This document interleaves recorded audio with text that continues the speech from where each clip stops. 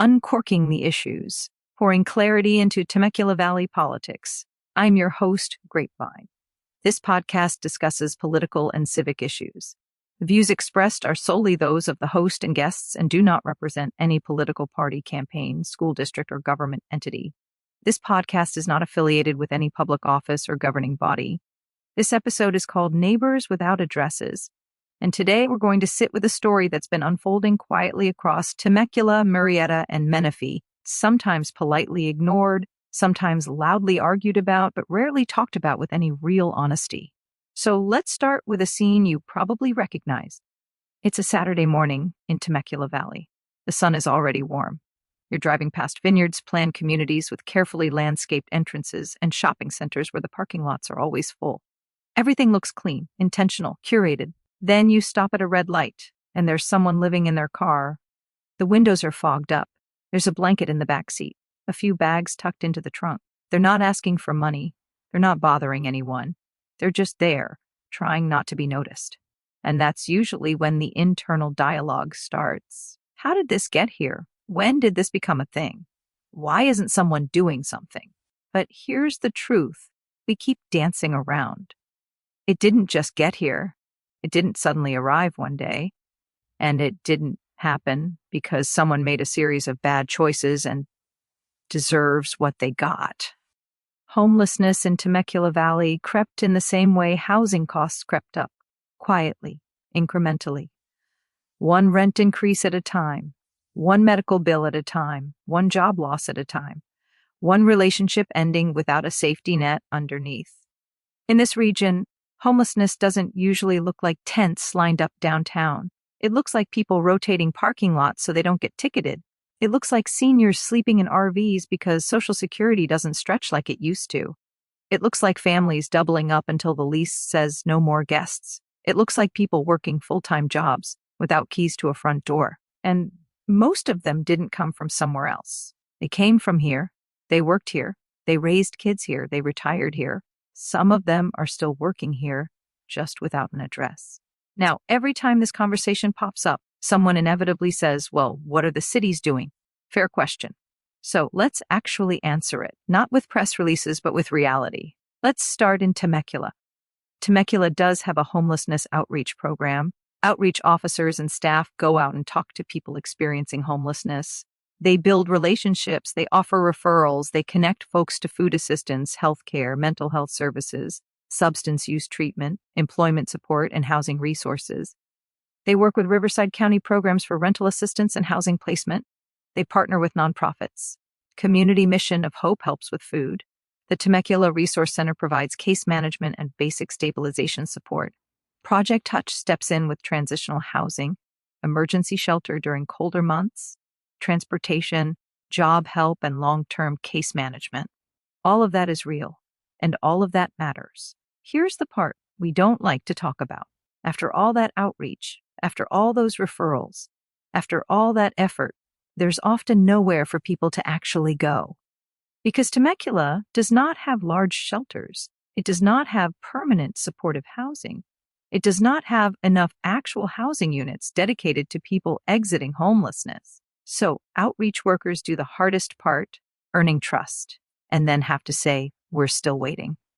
Imagine finally admitting you need help, finally trusting someone, and then being told to wait indefinitely.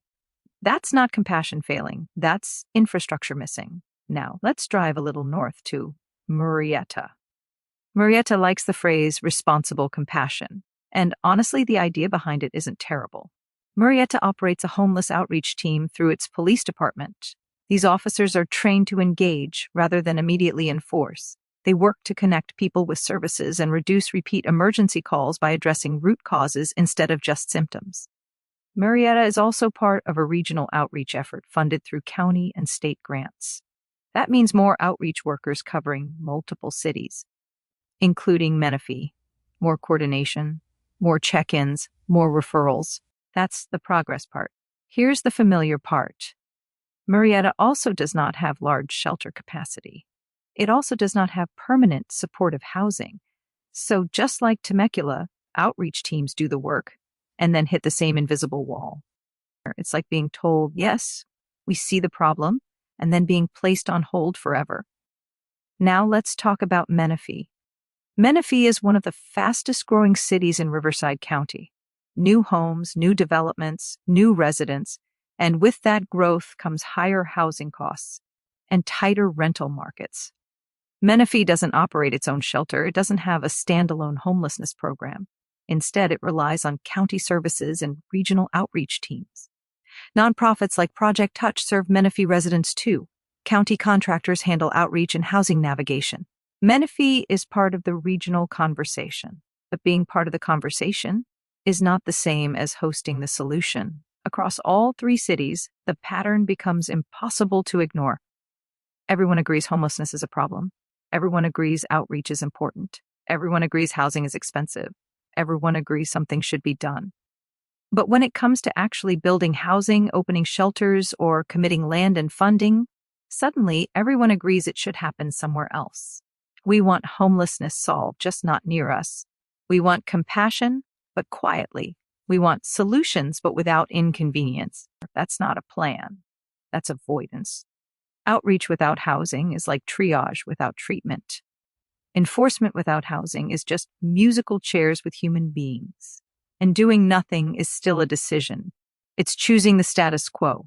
Meanwhile, frustration builds. Residents worry about safety. Business owners worry about customers. Parents worry about parks and schools. People worry local government isn't being transparent or honest. Those concerns are real. They deserve respect. But here's the part we don't say enough.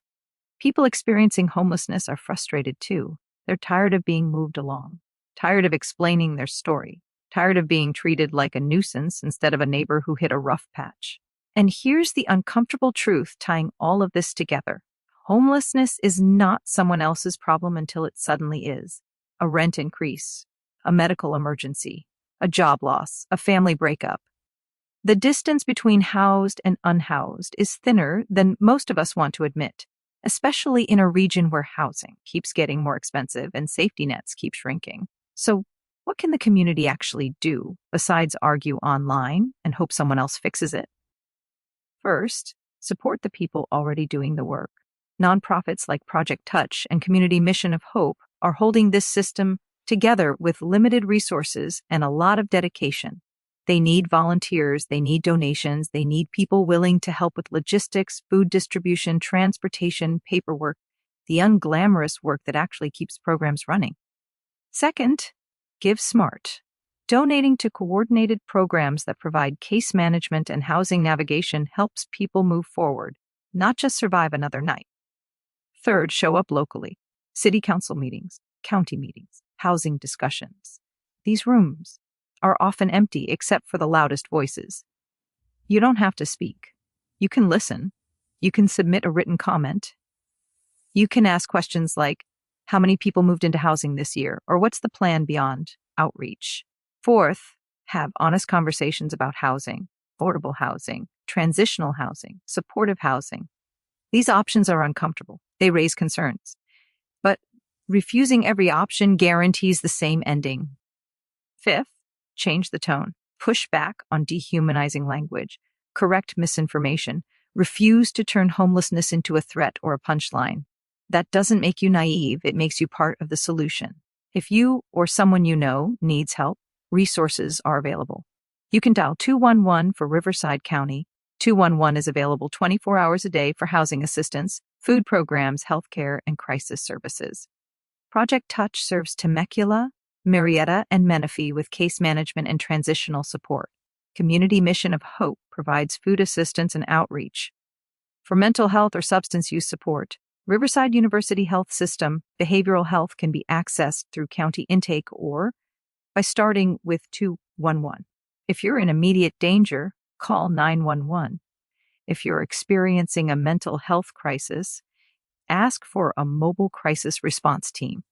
Homelessness is complicated, but pretending it isn't happening won't make it disappear, and politeness alone won't fix it.